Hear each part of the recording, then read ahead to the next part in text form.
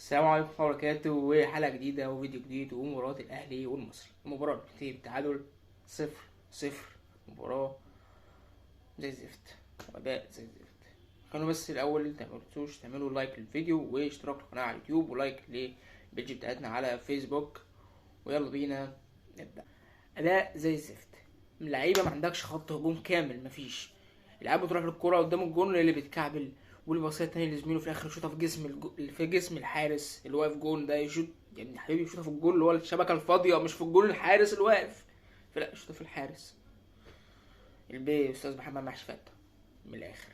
خلاص، وما رضيتش برضه اكتر في كتير الماتش اللي فات عشان عارف كل اللي حصل واللقطه، وجاب جون وخلص، ما كانش عامل اداء.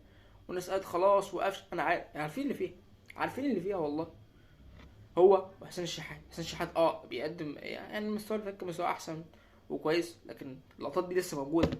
اللقطات دي لسه موجوده. يروح بالكوره قدام الجون تلاقي تصرفات غريبه، اللاعب مش عارف يتصرف بالكوره، وانفرادات الكوره بتضيع. انت اصلا يعني انت الفكره انك مستواك مش احسن حاجه، فانت ما بتروحش كتير على الجون. بتروح مثلا اربع كور ولا خمس كور فبتضيعهم. فانت ما تفضل على الاقل تعرف تجيب يعني الكوره اللي بتجيلك هاتها، او يجيلك اتنين هات منهم واحده، تلاته جيب منهم الاتنين. عايزين مهاجم، عايزين مهاجم وجناح. مين بتلعب برونو سافيو جناح؟ بتلعب برونو سافيو جناح. واول ما بدأ بلاي ميكر، كان مستواه ما كانش عاجبنا، قلنا هيتطور. لا، هو كده مستواه قل. لعب جناح انت كده، لا بتلعب عندك صانع العاب كويس تمام، وبرونو سافيو مش احسن حاجه، وبتلعبه جناح. يعني قال لو كان لعب بلاي ميكر كان يمكن يبقى فيه رمق شويه. ما عندكش حد يا عم. كنت بقى احمد عبد القادر، خلاص احسن الوحشين اللي موجود ويلعب بيه وخلاص، بدل التاني مش شايف خالص في ناحيه الجناح ده خالص خالص. والناحيه التانيه احسن شحات بيأدي، لكن مش احسن حاجه. انت ما عندكش حد، فاللي هو منص ماشي دي تمشي، ده يمشي ده. مفيش حد، مفيش لعيبه. المهاجم انت محمد شريف شوط اول، شريف حسين شوط تاني، نفس القصه. هو لكننا غيرنا حاجه.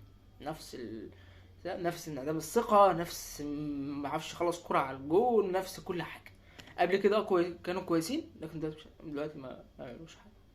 هو الكلام عن دلوقتي مش دعوه كان بيعمل ايه قبل كده، خلاص. ما هو محمد شريف كان مع الاهلي وكان بيعمل احسن من كده. يعني كانوا عارفين خد ده في الدوري الموسم اللي قبل اللي فات، ما خدناش في الدوري ده. لكن ده واحد تاني خالص تمام. بقاله سنه ونص، يعني بقاله نص الموسم اللي فات بالوضع ده.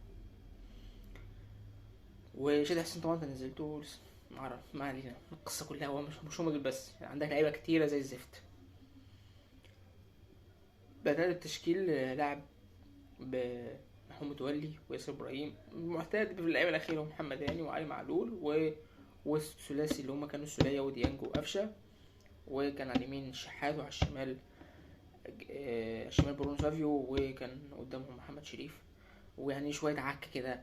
وانا كنت بادئ اول ربع ساعه حلو، قلنا هنجيب حاجه. اول ربع ساعه هنجيب جول، جت عليك انت كوره اصلا بعدها. والشناوي طلع، الشناوي كان عامل ماتش كويس، كان ممكن الماتش ده نطلع 1-0 عادي، خسرانين بكل حاجه، بكل جول.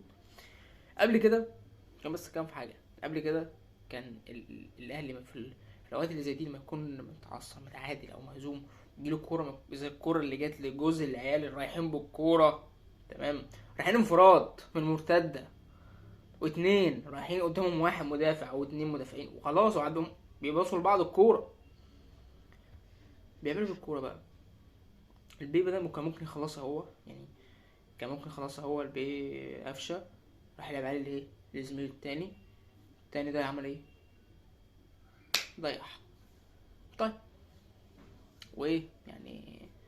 اتنين طالعين لي يقطع واحد الفرقه مع واحد اصلا بس ايه، بيهول وبيضيع كور غريبه، والاتنين رايحين من المرتده وستر. قبل كده كور زي دي انت محتاجه تلاقي لا اللعيبه بتلعب بتركيز وبتيجي جول. كان بتضيع اول ما تكون كسبان واحد، يعني كسبان اتنين، كسبان وخلاص. بيقول العيال بتتمرقع مثلا، بتضيع الكوره وكده. انت اصلا دلوقتي متعادل، عايز ممكن يخش في الجون تبقى خسران الماتش خلاص، وماتش متقفل. ولما بتجيله الكوره مش بتروح كتير اصلا، مفيش فرص كتير عشان تقول هتجيلي فرص تانية. يعني حاجه زفت. يعني انت يعني حاله، يعني الزمالك متعادل تمام مع الاتحاد، فانت بدل تستغل الفرق ده يبقوا 7، وتروح الماتش الجاي قدام الزمالك وانت فارق عنه كده 7 نقط، تكسب يبقوا فرق 10 نقط. كان عندك بقى في افريقيا، وعندك قصدي كاس العالم، في هيبقى في مؤجلات وكده. فلا، لا ازاي، لا خليهم 5، خليهم 5. نروح كده، الله اعلم ايه اللي هيحصل الماتش الجاي قدام الزمالك، ممكن تتعادلوا في بعض وبتاع، تبقى زي ما هي. وبعد كده عندك كاس العالم مثلا، وهيبقى في مؤجلات، وهتيجي تلعب وانت تحس نفسك مضغوط ولازم اكسب الماتش دي ليه؟ ما انت في ايدك كنت تكسب، كذا فرصه جات لك، وهتيجي فرص تاني وبرضه هتضيع، وانا عارف كده كويس. جد زي قبل كده الاهلي الزمالك تعادل، الاهلي تعادل، تلاقيهم ايه، لا انت هتتعادل لوحدك، طب ولا انا متعادل انا كمان. فاللي هو ايه، فين بقى الفرقه، فين اللعيبه؟ انت بادئ تشكيل. مش هتكلم عن تشكيل عشان ما عندكش لعيبه، اما الفكره ان ما عندكش لعيبه، والاداره فين بقى من حوار اللعيبه ده؟ الله اعلم. جايبين لعيبه في مراكز يعني مش دي الاولويه اللي عندي. انت على الاقل عايز تلعب خط هجوم عشان تبدا وتقول انك عملت موسم انتقالات عشان تبدا تخش فيه.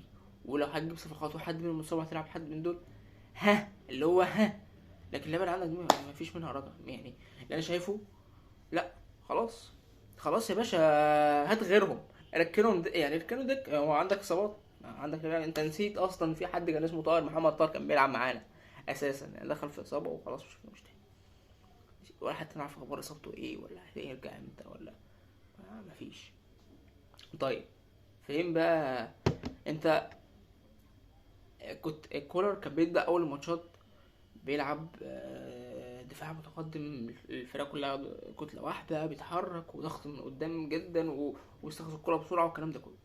لا في لياقه بدنيه مساعده، وقال لك اللعيبه اللي عندي مش مساعده بعد ماتشين 3 قدام فرقه زي قال لك لا مش هينفع معايا، واللعيبه اللي عندي مش مساعده، واللياقه البدنيه بتقل، اللي بسطت العضلات، الفرقه ما بتعرفش ترجع، بيجي لهم الكوره بدل ما يطلعوا مرتده سريعه ما حصلش غير مره واحده، يعني تاخد الكوره تطلع خلاص فرقه بتهاجمك، فانت الميزه انك تعرف تطلع بمرتده، تستغل النقطه دي من كوره التانية تبقى قدام الجون، وزي اللي حصل في الهجمه اللي ضيعوها الاتنين دول.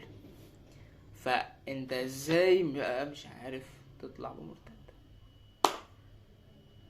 اصلا عامل بص برصتين 3 بتكون الفرقه اللي قصادك كلها رجعت، يكون كلهم رجعوا 18 تاني، فانت فين؟ هم حتى لو موجودين متكتلين في 18، اهم حاجه هو النقل السريع للكوره، ابسط حاجه انقل الكوره بسرعه قدام الفرقه وتحرك بدون كوره، انت كده خلقت خطوره توصل للمرمى. تالت حاجه اللي عملناها في ماتش بيراميدز اللي فتح الدنيا، التسديد. انا ما شفتش اي تسديدات المره دي، ماتش متقفل او مش عارف تجيب جون، شوط مره، شوط تانية وهتيجي معاك، وجت معاك من يومين، شاط كوره قال شوط طلعت ركنيه، يبقى كده مش شاتش تاني. عمل شوط محمد ان كل عرضياته حرفيا بالونات، وشايف ان انت بتخلق خطوره اكبر من العمق، لكن مش فينوش كتير. كل اغلب اللعب شايفه على الاطراف، لمين جوه؟ محمد شريف، ومين ما فيش حد. طب مين هيلعب لك جوه؟ انت عندك مهاجم يا ابني؟ انت فاكر العيال انت بتلعبها قدام دي مهاجمين؟ لا. طبعا ده بالاضافه ان عرضات الناحيه التانيه بتاعت محمد هاني دي عرضات زي الزفت اصلا، اللي هو بالونه يجي من اول 18 من قدام هو رايح يرفعها كده لجوه، اللي هو بتعمل ايه؟ طبعا بتوصل الكره المدافع اسهل، غير العرضيه الدايركت بتكون من العرض اللي هي مكان قدام على خط، هو جايب الخط كده راح هو مره واحده يرفع، خلاص المهاجم براسه بيوجه الكره، الموضوع بيبقى اصعب على المدافع ان هو يحاول يقطع الكره، ولو المهاجم بيعرف يحطها اسهل طبعا من الكوره الغريبه اللي بيلعبها محمد هاني دي. فانت لو خدت بالك ان اغلب الباكات اللي بتصنعها معلول، اي عرضيات بتيجي جون وكده اغلب معلول. ف هنشوف يعني كفايه اتخنقت منك يا محمد، انا اتخنقت منك، ومش منك انت بس، من اللعيبه كلها، محمد مجدي، محمد محشي فته، محمد مجدي قفشه في روايه اخرى، ايه وحسين يعني في طقم كده، يعني الفرقه حرفيا هتجيب لعيبه من مصر هيجوا اهلي زمالك، وخصوصا بتكلم على الاهلي، ولا هيأدوا ولا حاجه. ده اللي شايفينه اخر سنه، اخر سنتين، حتى لو كان افريقي وده مقطع الدنيا واحسن مهاجم في الدوري المصري، هاته هيعمل ايه؟ بطه بلدي. ما بيعملش حاجه خالص. عادي اقول لك انك جبت حاجه، مين انت لعبت الكوره قبل كده؟ بتعرف تلعب كوره؟ طيب اللي هو مفيش، تلاقي الكوره اتكعبت تحت رجله زي حسام حسن ده اللي كان قاعد تمام عندنا، وهو هداف تاريخي للدوري، مش عارف جاب كام جون في الدوري المصري، قاعد ما عملش حاجه. مشي تاني، اول ماتش اللي جاب جونين، الماتش جاي هنلعب سموحه في الكاس ممكن يجيب جون عادي، ويروح ويغيظ بقى ونحتفل والكلام ده كله. لا، ما انا عارف، انا عارف ده ايه. ما ينفعش الكوره تتكعب تحت رجلك حرفيا، بتجيله الكوره قدامه يفكر فيها شوطها ولا هيباصيها ولا هيعمل لها ايه، وهو في 6 يارد، ده ربنا يتولاه بعيد عننا. عشان مخنوق منه اصلا. محمد شريف اللي بيفكر الكرة بقى يبص على الكرة من تحت وهو بيشوط الكرة، فبالتالي بيشوطها فين؟ يا اما بره خالص، يا اما في جون، يا اما في جسم الجول، في جسم الحارس اللي واقف. ف مارسيل كولر بقى اللي هو لا، هو برضه عليه لوم. انت بتعمل ايه على الخط بقى مبدئيا؟ بتعمل ايه على الخط؟ هما انت قلت مثلا تعليمات تكتيكيه معينه او تعليمات فنيه، هما مش بينفذوها، فانت لازم تكون حاسم شويه اكتر من كده.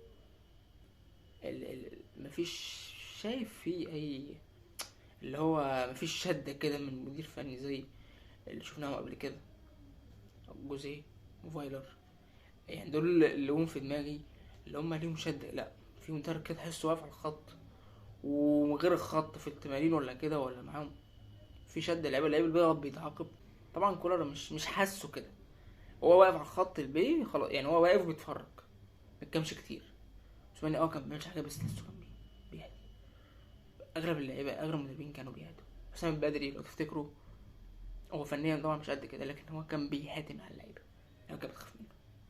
الجيل اللي معاك حاليا ده، اللعيبه اللي شايف اغلبها ايه، ما فيش حد اللي هو لا كابتن فرقه ولا مدرب عام، قصدي مصري معاهم كده يشدهم. حتى لو جايب مدرب فني اجنبي، مدير فني اجنبي، مفيش حد مدرب يعني. سامو مصطفى ما بيعملش حاجه.